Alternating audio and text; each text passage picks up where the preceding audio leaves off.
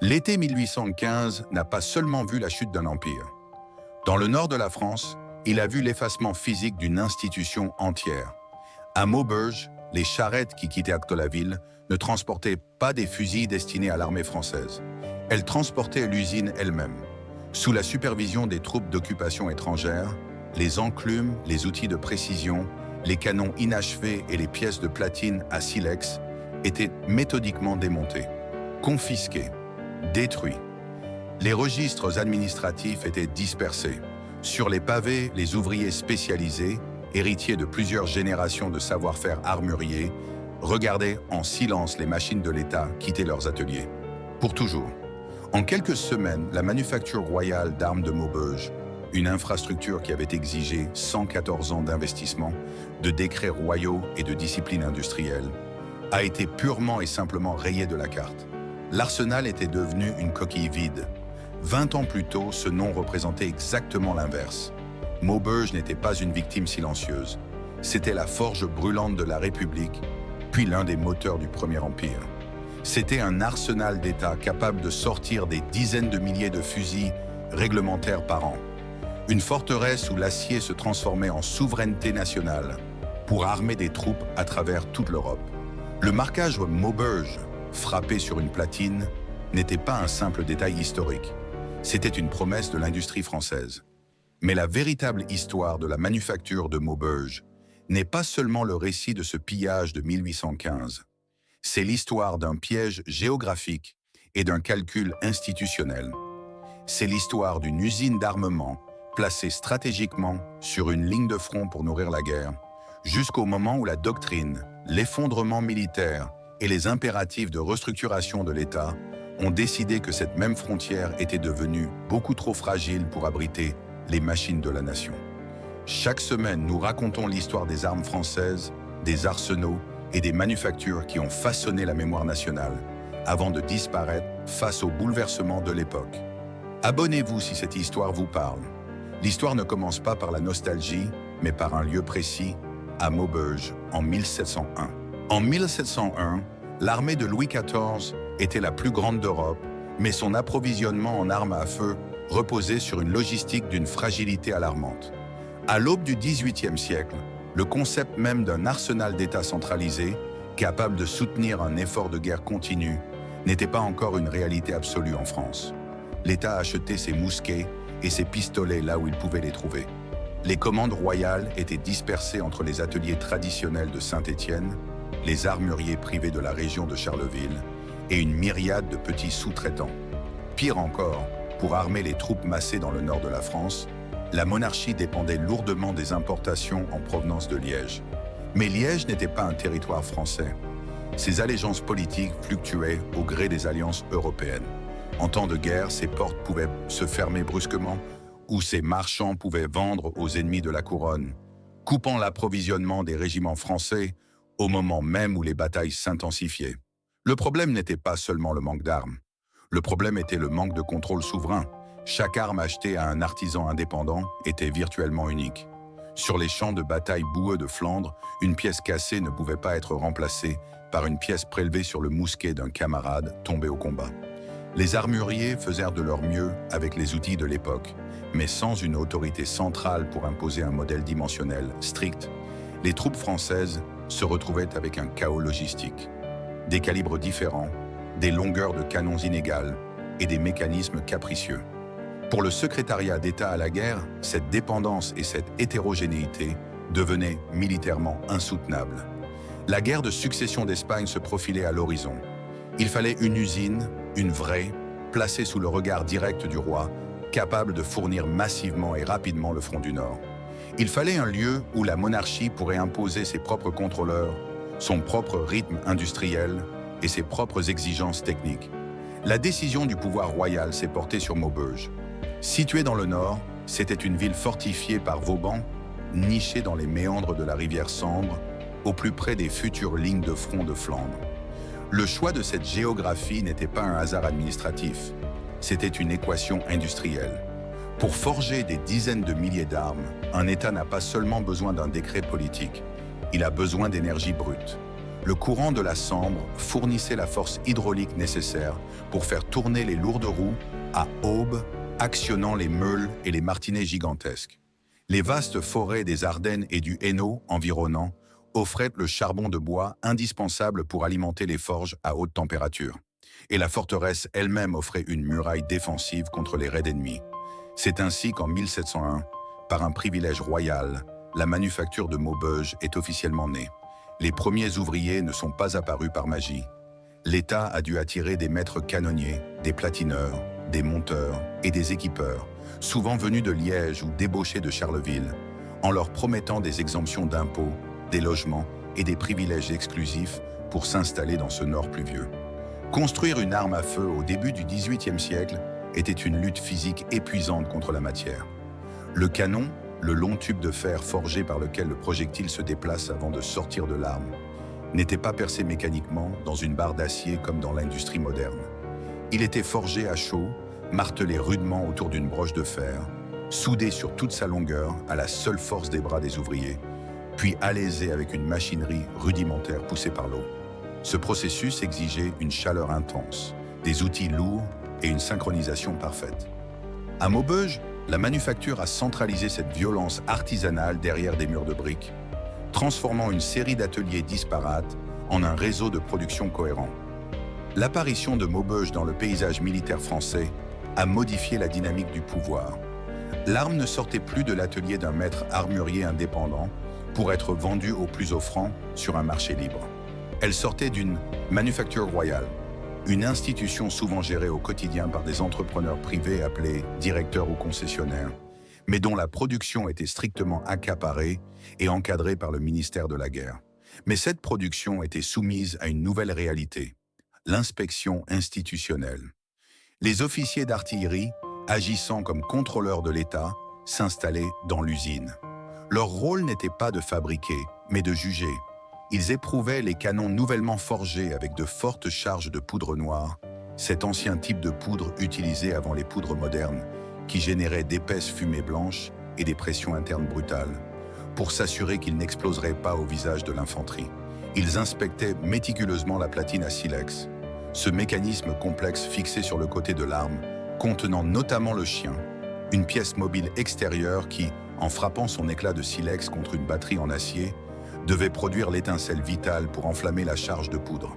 Si le ressort de la platine était jugé trop faible, si le canon présentait le moindre défaut de soudure, ou si la crosse, la partie en bois tenue contre l'épaule pour stabiliser l'arme, comportait des fissures, la pièce était impitoyablement rejetée. Le marquage royal, souvent un poinçon discret, ou la gravure « Manufacture de Maubeuge » sur le corps en fer de la platine, devenait l'ancêtre du contrôle qualité étatique. C'était le sceau d'approbation de la monarchie. Cependant, implanter une manufacture d'armement au plus près des champs de bataille comportait un risque géopolitique immense. Dès 1709, pendant la sanglante bataille de Malplaquet, qui s'est déroulée à quelques kilomètres seulement de ses portes, la manufacture a senti le souffle de la guerre menacer ses propres toits.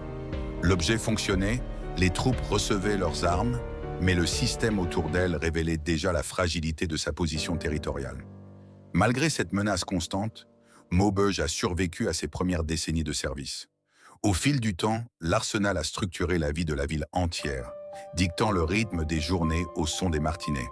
Les générations d'ouvriers se succédaient de père en fils, se transmettant les secrets de la trempe de l'acier et du polissage du noyer. L'armée s'était habituée à ce flux constant de mousquets fiables venant de la frontière nord. Pourtant, au milieu du XVIIIe siècle, l'industrie et la doctrine allaient changer de visage. L'usine de Maubeuge avait prouvé qu'elle pouvait forger des armes pour l'armée du roi. Il lui restait à prouver qu'elle pouvait s'adapter à la plus grande révolution de doctrine militaire de son époque. Une réforme impitoyable qui allait exiger que la standardisation ne soit plus un idéal lointain, mais une loi mathématique absolue. En 1777, le ministère de la Guerre à Paris prit une décision qui allait redéfinir l'histoire de la production manufacturière française. La guerre de 7 ans avait été un désastre militaire, mais surtout un cauchemar logistique.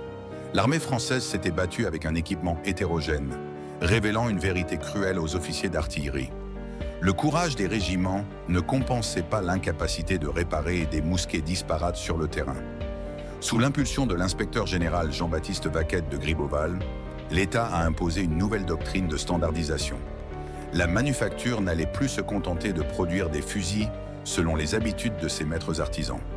Maubeuge allait devoir forger le fusil d'infanterie modèle 1777 et se plier à une loi mathématique stricte. L'adoption officielle de ce modèle n'était pas seulement le lancement d'une nouvelle arme à feu, un objet utilisant l'énergie d'une cartouche pour projeter un projectile par un canon. C'était un bouleversement complet de la philosophie industrielle. Jusque-là, le concept d'interchangeabilité des pièces était une théorie mathématique. Le programme d'armement de 1777 exigeait que cela devienne une réalité usinière. Pour comprendre la violence de cette transition, il faut observer l'objet sous le regard d'un contrôleur de l'État. Le canon, le long tube par lequel le projectile se déplace avant de sortir de l'arme, ne pouvait plus varier de quelques millimètres selon l'humeur du forgeron. Il devait respecter un calibre précis. Le calibre, la mesure associée au diamètre interne du tube, fixé à environ 17,5 mm, devenait une frontière absolue entre l'acceptation et le rejet.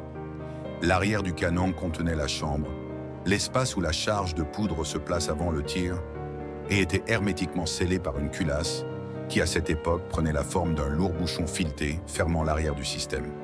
Chaque filetage devait correspondre aux normes royales. La complexité maximale de cette percée industrielle se trouvait dans le mécanisme d'allumage, la platine à silex. Ce bloc mécanique rassemblait les pièces en mouvement. Le chien, la pièce mobile extérieure qui, sous l'action d'un ressort, s'abattait pour frapper le silex, devait avoir une courbure et un poids identiques sur les dizaines de milliers d'exemplaires prévus. La détente, la pièce que le tireur presse pour déclencher ce mécanisme de tir, devait réagir avec la même constance géométrique. Si une pièce venait à casser en plein combat, un soldat ou un armurier de régiment devait pouvoir prendre une vis ou un ressort dans une caisse de rechange et l'installer sans avoir à limer le métal pendant des heures. Cette standardisation marquait la rupture définitive avec la tradition civile. Une arme de chasse, un fusil élégant fabriqué pour un client individuel et adapté à sa morphologie, restait une œuvre d'artisanat unique. Mais une arme réglementaire, le modèle officiel standardisé pour le service de l'État, était un outil de doctrine. Elle n'appartenait pas aux soldats, elle appartenait au système. Et ce système exigeait que la baïonnette, la lame conçue pour s'emboîter au bout du canon pour le corps à corps, puisse glisser sur le fusil de n'importe quel fantassin de la ligne, sans nécessité d'ajustement sur mesure. À Maubeuge, l'arrivée de ce cahier des charges a provoqué un choc brutal dans les ateliers. Les inspecteurs du comité d'artillerie se sont installés dans la manufacture avec des calibres et des jauges en acier trempés. Les ouvriers, habitués à ajuster chaque ensemble individuellement, se heurtaient désormais à la tyrannie des instruments de mesure. Des lots entiers de canons furent rejetés, des caisses de platine furent refusées car les trous des vis étaient décalés d'un demi-millimètre. Le courant de la rivière Sambre faisait tourner les lourdes meules et les forêts. Mais la machine administrative, elle, exigeait une précision que la force hydraulique seule ne pouvait garantir. Les tensions étaient constantes entre l'entrepreneur privé qui gérait l'usine, soucieux de ses marges financières, et les officiers contrôleurs, intraitables sur la qualité. Pourtant, malgré les rejets, les faillites d'ateliers secondaires et les grèves larvées, Maubeuge a réussi sa mutation. La manufacture a absorbé la doctrine. Au tournant des années 1780, la production s'est stabilisée, puis s'est accélérée. L'usine du Nord s'est intégrée dans un maillage institutionnel puissant, formant un triangle industriel vital avec la manufacture de Charleville à l'est et la manufacture de Saint-Étienne au sud. L'impact institutionnel fut immense. Les régiments d'infanterie recevaient enfin des caisses d'armes homogènes. Les arsenaux de la marine passèrent des commandes pour équiper les navires. Les dépôts coloniaux commençaient à accumuler des stocks de pièces détachées véritablement utilisables. Les armes utilisaient de la poudre noire, cet ancien type de poudre qui encrassait lourdement les canons et exigeait un nettoyage constant, ce qui rendait l'entretien vital. Grâce aux pièces standardisées forgées à Maubeuge, la maintenance militaire, le démontage, le nettoyage et le remontage des mécanismes par la troupe devenait un exercice prévisible inscrit dans les manuels de formation. Le marquage de la manufacture, frappé sur le métal de la platine, n'était plus une simple signature locale. C'était la preuve qu'une pièce avait survécu à l'épreuve de la poudre surchargée et à la rigidité des jauges du roi. Maubeuge n'était plus un assemblage d'artisans frontaliers. C'était un rouage massif de l'État français, capable de transformer des tonnes de fer et de bois en dotation militaire pour l'une des armées les plus redoutables d'Europe. L'arme avait trouvé sa forme définitive et la manufacture avait trouvé son rythme industriel. Mais le régime politique qui exigeait cet ordre parfait était sur le point de s'effondrer, plongeant l'usine dans une époque qui n'allait plus demander de la précision mathématique, mais une cadence de production désespérée. En 1789, la Révolution française a éclaté, et avec elle, le monde de la production d'armement a basculé dans une urgence absolue. La monarchie s'était effondrée, mais la République qui lui a succédé avait hérité de ses ennemis, bientôt multipliés aux frontières par les coalitions européennes. Pour défendre le nouveau régime, la levée en masse a été décrétée. Soudainement, le ministère de la Guerre ne demandait plus quelques milliers d'armes pour une armée de métier. Il en exigeait des centaines de milliers pour équiper des bataillons entiers de citoyens soldats. Dans cette tempête de fer et de poudre, la manufacture de Maubeuge est devenue le cœur battant de la machine de guerre républicaine, puis de la fureur impériale. Le fusil modèle 1777, forgé selon les principes de Gribeauval, n'était plus seulement un outil de dotation. Il était devenu l'instrument de survie de la nation. À Maubeuge, les cadences de production ont explosé. Les ateliers qui s'alignaient le long de la Sambre ne connaissaient plus le silence. Les roues à aube tournaient jour et nuit, actionnant les gigantesques martinets qui frappaient l'acier incandescent. L'usine a vu ses effectifs gonfler de manière vertigineuse. Des centaines de nouveaux ouvriers, forgerons, limeurs, monteurs, platineurs, ont été réquisitionnés, formés à la hâte et entassés dans les forges pour soutenir l'effort national. Le problème n'était plus seulement de maintenir la précision mathématique exigée par les contrôleurs de l'État. Le problème était la vitesse à laquelle la guerre consumait les fusils. Sur les champs de bataille de Valmy, de Jemappes ou de Fleurus, les armes s'encrassaient à cause de la poudre noire, se brisaient sous les chocs des charges à la baïonnette, ou étaient perdues dans la boue des retraites. La demande militaire était insatiable. Le comité de salut public, depuis Paris, envoyait des commissaires intraitables pour exiger des quotas de production qui poussaient les hommes et les machines au bord de la rupture. C'est dans cette frénésie que Maubeuge a atteint son apogée. Avec les manufactures de Charleville à l'est, de Saint-Étienne au sud, de Tulle et les ateliers d'assemblage de Versailles, elle formait la colonne vertébrale de l'industrie militaire française. Mais Maubeuge occupait une place stratégique singulière. Située au carrefour des campagnes du Nord, elle armait directement l'armée de Sambre et Meuse. Les fusils sortaient brûlants des ateliers, recevaient à la hâte le poinçon d'acceptation des inspecteurs d'artillerie et étaient expédiés presque immédiatement vers les dépôts et la ligne de front. Sous le Premier Empire, Napoléon Bonaparte a compris que sa grande armée ne pouvait conquérir l'Europe sans une logistique d'armement implacable. Le modèle de base fut légèrement modifié pour devenir le fusil de l'an 9, optimisant encore sa fabrication pour des cadences massives. Maubeuge n'était plus une simple forteresse provinciale. C'était un rouage gigantesque de l'Empire. Les registres administratifs de l'époque témoignent d'une production effrénée. Au sommet de son activité, la manufacture parvenait à livrer plus de 25 000 armes par an, un chiffre vertigineux pour une époque où le canon, la culasse et le mécanisme de détente exigeaient encore l'intervention physique de plusieurs artisans successifs. Les armes marquées Maubeuge ont traversé l'Europe entière. Elles étaient dans les mains des grognards à Austerlitz, glacées par la neige d'Eylau et brûlantes sous le soleil d'Espagne. Dans les arsenaux d'État, les râteliers se remplissaient de fusils d'infanterie, de pistolets de cavalerie et de mousquetons sortis des forges du Nord. La ville entière de Maubeuge vivait au rythme des commandes de l'État. L'odeur persistante du charbon de bois, le bruit assourdissant des meules et l'agitation des charrettes militaires faisaient de la cité une immense machine vouée à la doctrine napoléonienne. Cependant, cette réussite extraordinaire portait en elle une vulnérabilité fatale. L'usine était un triomphe de la production d'État, mais elle restait géographiquement et stratégiquement exposée. La force de Maubeuge, sa proximité immédiate avec la frontière pour approvisionner rapidement les troupes, allait devenir un piège absolu. Tant que les armées françaises avançaient victorieusement en territoire étranger, la manufacture était intouchable, protégée par le bouclier des régiments. L'objet fonctionnait avec une efficacité brutale, et le système industriel autour de lui semblait invincible. Mais la doctrine d'expansion ininterrompue de l'Empire étirait les lignes de défense de manière dangereuse. Le destin de la manufacture de Maubeuge n'était plus lié à la qualité de son acier, ni au savoir-faire de ses directeurs. Il était entièrement suspendu à la capacité militaire de la France à maintenir la guerre en dehors de son propre territoire. Ce succès institutionnel ne fermait pas la question de la survie industrielle. Il l'agrandissait jusqu'à la rendre intenable.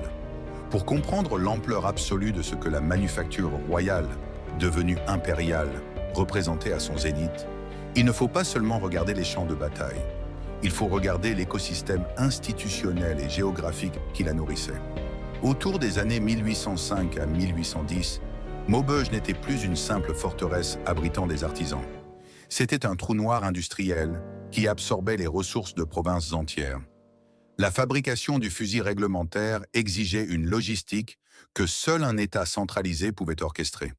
Pour forger la platine et le canon, ce long tube d'acier vital pour la précision, l'usine engloutissait des tonnes de fer venues des forges de l'Est. Mais le métal ne suffisait pas. Pour fabriquer la crosse, la partie en bois tenue contre l'épaule ou la main, pour stabiliser l'arme et encaisser le recul brutal de la poudre noire, la manufacture réquisitionnait des forêts entières. Des milliers de noyers, abattus dans les Ardennes, le Hainaut et au-delà, affluaient par chariot vers la Sambre.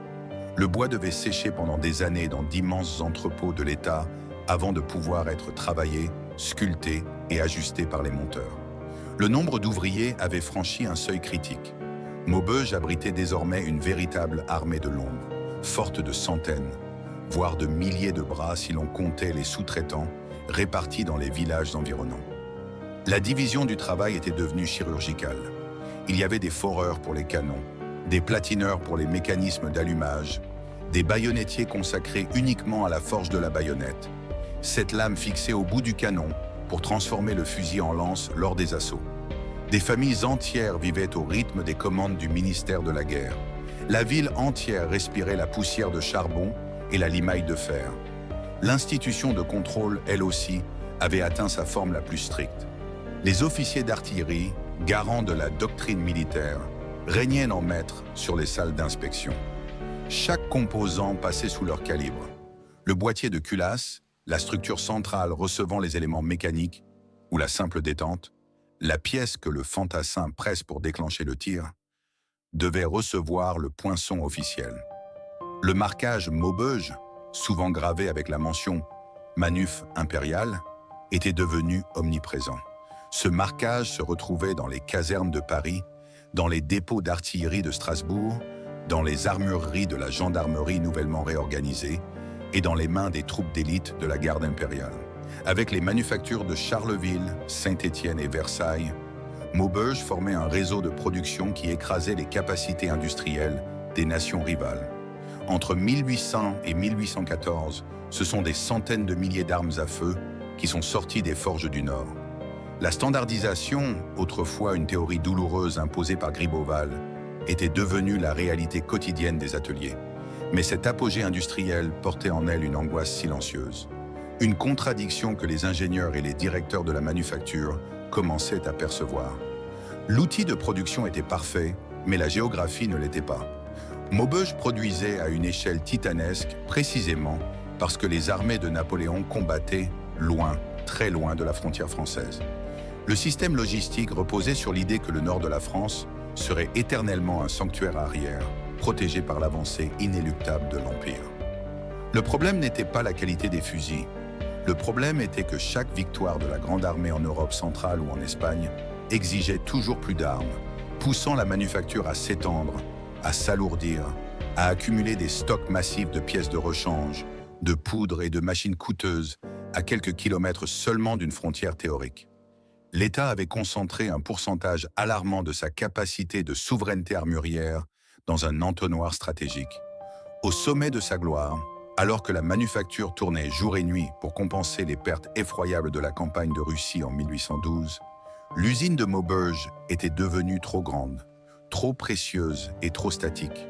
Les râteliers des arsenaux débordaient de fusils neufs, Les ouvriers maîtrisaient parfaitement leurs machines hydrauliques et l'armée française dépendait viscéralement de ce flux constant d'acier. Le système tournait à sa vitesse maximale, aveuglé par le bruit triomphant de ses propres forges. Mais au-delà des murs de briques de la manufacture, la carte de l'Europe était déjà en train de se refermer sur elle. En 1814, la géographie qui avait fait la puissance absolue de la manufacture impériale de Maubeuge s'est brutalement retournée contre elle. L'Empire français, qui s'étendait autrefois de Madrid à Moscou, s'effondrait sous le poids conjugué des coalitions européennes. Les armées étrangères ne se battaient plus aux confins de l'Europe centrale ou dans les plaines russes. Elles marchaient désormais sur le sol français. Pour la première fois depuis des décennies, la frontière du Nord n'était plus une rampe de lancement logistique sécurisée par les victoires de Napoléon. Elle était redevenue une ligne de front extrêmement vulnérable. Le problème n'était pas la qualité des fusils qui sortaient des ateliers. Le modèle de l'an 9 continuait de faire ses preuves. Le problème était la vitesse de l'effondrement militaire. La machine de production de Maubeuge, calibrée mathématiquement pour approvisionner une armée en perpétuelle avancée, s'est retrouvée prise au piège de sa propre inertie et de son emplacement. Force 3, la pression de guerre, la production d'urgence et la réalité d'une invasion directe s'abattaient sur l'usine. Les commandes du ministère de la Guerre affluaient toujours avec une urgence frénétique, exigeant des milliers d'armes supplémentaires pour remplacer les pertes catastrophiques subies lors de la désastreuse campagne de Russie, puis lors de la bataille de Leipzig. Les ouvriers travaillaient jusqu'à l'épuisement total, actionnant les meules hydrauliques et les forges jour et nuit le long de la rivière Sambre. Cependant, le système logistique national qui reliait l'arsenal aux troupes s'était désintégré. Les routes commerciales et militaires étaient donc coupées par les mouvements de troupes ennemies. Les matières premières, notamment le fer de haute qualité et le charbon de bois indispensable aux hauts fourneaux, n'arrivaient plus avec la régularité mathématique imposée autrefois par l'administration impériale. Dans les ateliers, les platineurs et les tourneurs devaient assembler des platines à silex en puisant désespérément dans les rebuts ou en utilisant des pièces de rechange qui restaient dans les dépôts locaux. La standardisation de Gribeauval, autrefois sacrée, commençait à se fissurer sous la panique. Le boîtier de culasse, cette structure centrale vitale pour la sécurité du tireur, continuait d'être poinçonné à la hâte avec la marque de l'aigle impérial.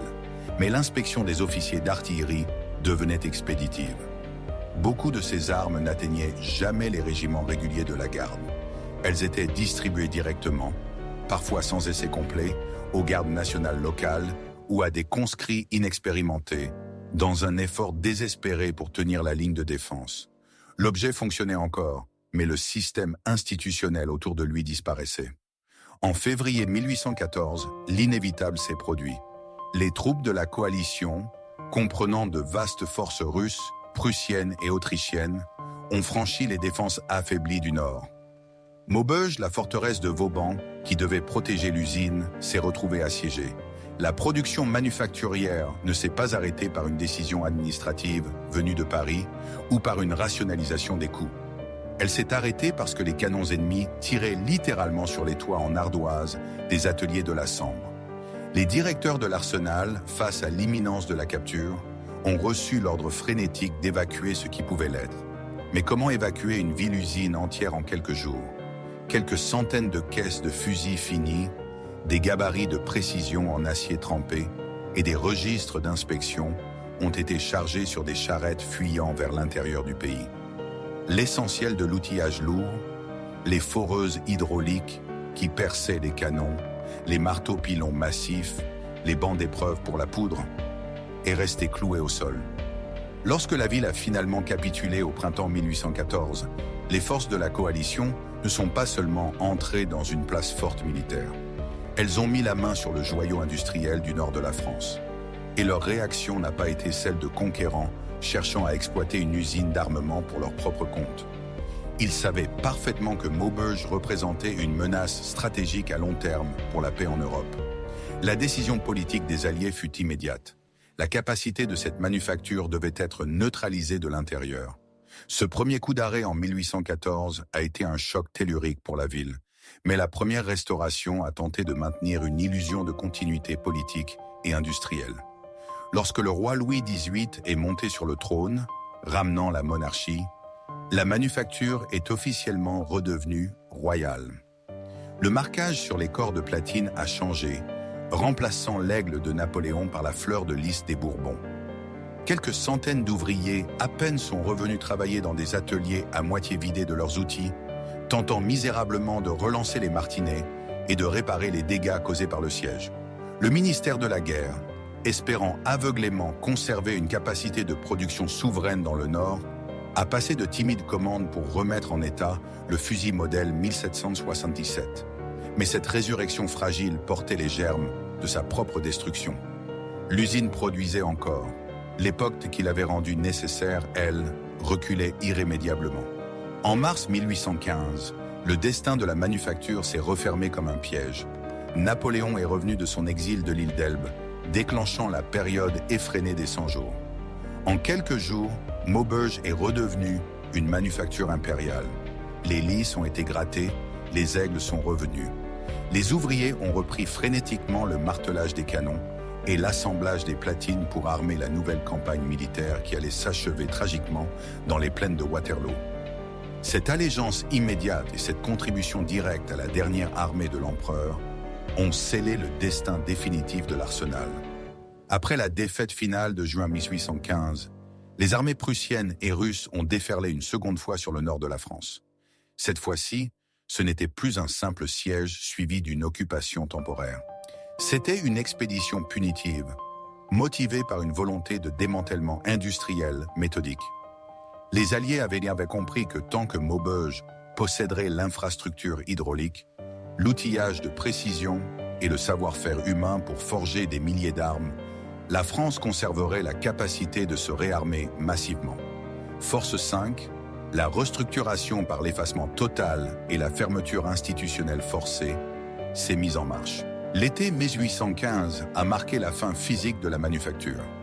Les troupes russes, chargées de contrôler le secteur, ont investi les bâtiments de l'État. Sous la contrainte des fusils étrangers, les ouvriers français ont été forcés d'assister, dans un silence total, au pillage de leurs propres outils de travail. Tout ce qui possédait une valeur militaire, industrielle ou même marchande, a été confisqué. Des dizaines de milliers de platines achevées, prêtes à être montées sur des crosses, ont été entassées dans des chariots et emportées comme butin de guerre. Les vastes entrepôts de séchage où le bois de noyer reposait depuis des années pour garantir la solidité des crosses ont été vidés ou détruits. Les machines, forgées sur place pendant plus d'un siècle pour alaiser les canons avec une perfection exigée par les contrôleurs français, ont été démontées pièce par pièce, chargées sur des convois et envoyées vers l'est de l'Europe. L'arsenal n'a pas fait faillite. Il a été dépecé. Le coup de grâce, cependant, n'est pas venu des forces occupantes, mais du cœur même de l'État français. En 1816, le gouvernement de la Seconde Restauration s'est retrouvé face à une décision monumentale. Le ministère de la Guerre à Paris, observant les rapports effroyables décrivant des ateliers en ruine, devait décider s'il fallait refinancer la reconstruction de Maubeuge. Les conclusions des inspecteurs du comité d'artillerie furent glaciales, dictées par une nouvelle doctrine de sécurité nationale. Maubeuge était tragiquement trop proche de la frontière. Les deux invasions successives venaient de prouver par le sang que l'outil industriel national ne pouvait plus être protégé dans les plaines du Nord. La doctrine géopolitique avait définitivement changé. La décision officielle est tombée comme un coup près. La manufacture de Maubeuge ne serait jamais reconstruite. L'État a acté que la production de guerre devait impérativement être déplacée vers le sud, loin des lignes d'invasion potentielles. C'est ce retrait stratégique et douloureux qui donnera naissance, quelques années plus tard, à la manufacture d'armes de Châtellerault, fondée officiellement en 1819 précisément pour remplacer l'immense vide laissé par l'usine du Nord, en cherchant une protection territoriale plus profonde au cœur du pays. Pour l'institution militaire, le problème de l'approvisionnement était résolu par ce transfert de souveraineté. Mais pour la ville de Maubeuge, l'impact fut une amputation économique absolue. Du jour au lendemain, des centaines de familles se sont retrouvées sans aucun moyen de subsistance. Les canonniers, les platineurs, les monteurs, Une élite ouvrière extrêmement fière qui s'était transmise les secrets de la trempe de l'acier depuis le règne lointain de Louis XIV, n'avait plus d'enclume, plus de commandes, plus d'inspecteurs à satisfaire. L'État français a froidement encouragé ses travailleurs hautement qualifiés à migrer vers les manufactures de Charleville, Mutzig ou vers les chantiers de la nouvelle usine de Châtellerault. L'exode des familles armurières fut silencieux, ruinant l'économie locale. Ceux qui sont restés dans le Nord, trop vieux ou trop attachés à leur terre, ont dû se reconvertir misérablement dans la clouterie bas de gamme ou la petite ferronnerie civile, observant jour après jour les anciens murs de la manufacture se dégrader sous la pluie. Le vaste réseau d'armureries sous-traitantes qui s'était étendu dans les villages environnants s'est asséché en quelques mois. Le silence industriel est retombé sur les rives de la Sambre, un silence que la cité n'avait plus connu depuis 1701. Le ministère a fermé le dossier, la ligne budgétaire a disparu, les ouvriers sont partis, les machines ont été volées, le métal a été dispersé, la ville a perdu son nom, l'institution s'est retirée, la promesse a été brisée, l'arsenal est devenu un fantôme, le marquage est devenu un souvenir. L'époque a changé, l'histoire s'est tue. La manufacture d'armes de Maubeuge n'a jamais connu de résurrection. Contrairement à Tulle, qui a survécu pour forger les armes des guerres du XXe siècle, ou à Saint-Étienne, dont le nom est devenu synonyme de l'armement français jusqu'à la fin de la guerre froide, Maubeuge a été purement et simplement effacé de la carte militaire du pays. La fermeture de 1815 n'était pas une pause administrative, c'était un arrêt de mort institutionnel. L'État français avait pris sa décision et la doctrine géopolitique avait définitivement condamné la présence d'une industrie de souveraineté dans les plaines du Nord. La manufacture n'allait jamais produire d'armes à percussion, elle n'allait jamais connaître la poudre sans fumée et elle n'allait jamais assembler de fusils à répétition. Son histoire s'est figée à l'ère de la platine, à Silex et de l'Empire. Aujourd'hui, sur les rives de la Sambre, le site physique de l'ancienne usine royale et impériale est presque illisible. La ville s'est reconstruite, s'est industrialisée autour de la métallurgie civile et de l'automobile, et a oublié son passé d'arsenal d'État.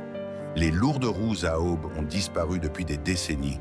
Les forges où s'activaient les baïonnettiers ont été remplacés par d'autres bâtiments, d'autres routes, d'autres vies. Il n'y a plus de porte monumentale surmontée d'un insigne militaire pour rappeler que des dizaines de milliers d'armes, destinées à conquérir l'Europe, sont nées sur ces quelques mètres carrés de terre frontalière. Le passant contemporain ne voit qu'un paysage urbain ordinaire, ignorant totalement que sous ses fondations repose l'une des plus grandes machines de guerre du XVIIIe siècle. Pourtant, il existe une note de bas de page surprenante dans cette histoire de destruction, un héritage caché qui a silencieusement façonné la suite de l'industrie militaire française. Lorsque la manufacture a été démantelée et que les ouvriers ont été poussés à l'exil par le ministère de la Guerre, leur savoir-faire ne s'est pas évaporé. Beaucoup de ces artisans hautement qualifiés, rompus aux exigences mathématiques du système Gribeauval, ont marché vers le sud. Ils ont formé le noyau dur de la main-d'œuvre initiale de la toute nouvelle manufacture d'armes de Châtellerault, ouverte en 1819. Ironiquement, l'ADN industriel de Maubeuge, son exigence de précision, sa discipline de forge et l'expertise de ses contrôleurs d'artillerie ont été directement transplantés pour donner naissance à l'arsenal qui allait armer la France pendant tout le XIXe siècle. La mort de Maubeuge a été le prix à payer pour la naissance de Châtellerault. Dans le monde de la préservation historique, au sein de la communauté des conservateurs d'archives et des collectionneurs d'armes anciennes, le nom de Maubeuge résonne aujourd'hui avec une gravité particulière. Parce que l'usine a été fermée si tôt et parce que ses stocks ont été méthodiquement pillés par les armées de la coalition, les armes portant sa signature sont devenues d'une rareté absolue. Un collectionneur qui étudie un fusil modèle 1777 ou un pistolet de cavalerie de l'an 9 ne cherche pas une arme pour tirer. Il cherche un fragment d'institution. Ces passionnés de la mémoire industrielle et les musées nationaux examinent méticuleusement les marquages survivants. Ils cherchent le poinçon des inspecteurs royaux ou impériaux, ces minuscules lettres gravées dans l'acier du canon ou sur le bois de la crosse, prouvant que l'arme a passé l'épreuve du feu. Le marquage Maubeuge, souvent usé par les campagnes militaires, le nettoyage répété des soldats et le passage des siècles, est devenu le témoignage d'une époque révolue. Ces armes ne sont plus des outils de violence. Elles ont été démilitarisées par le temps pour devenir des documents d'archives forgés dans le fer. Ce qui rend l'histoire de la manufacture de Maubeuge fondamentalement importante aujourd'hui, c'est ce qu'elle nous apprend sur la fragilité de la souveraineté industrielle. L'histoire de l'armement français a tendance à se souvenir des succès techniques, des ingénieurs brillants et des armes qui ont défini des époques entières. Mais Maubeuge rappelle une vérité institutionnelle brutale. Une arme peut être parfaitement conçue, une usine peut être extraordinairement productive, et des milliers d'ouvriers peuvent se maîtriser leur art à la perfection. Cela ne suffit pas toujours. L'objet fonctionnait encore, mais le système autour de lui avait disparu. L'État avait construit une machine titanesque pour nourrir ses ambitions géopolitiques, mais il l'avait construite sur une ligne de fracture. La fin de Maubeuge démontre que l'industrie de l'armement n'est jamais à l'abri des forces qui la commandent. La guerre crée l'arsenal, et la guerre finit par le détruire si la frontière cède. Aujourd'hui, il ne reste plus d'enclumes, plus de martinets hydrauliques et plus d'officiers d'artillerie pour exiger des cadences impossibles dans le nord de la France. Mais quelque part à Paris, dans le silence feutré des galeries du musée de l'armée, protégé par une épaisse vitrine de verre, repose un fusil d'infanterie dont le bois est noirci par l'histoire. Et sur le corps métallique de sa platine à silex, gravé en lettres cursives qui refusent de s'effacer, le nom de Maubeuge reste visible, comme si l'usine venait seulement de se taire. À très bientôt pour la prochaine histoire.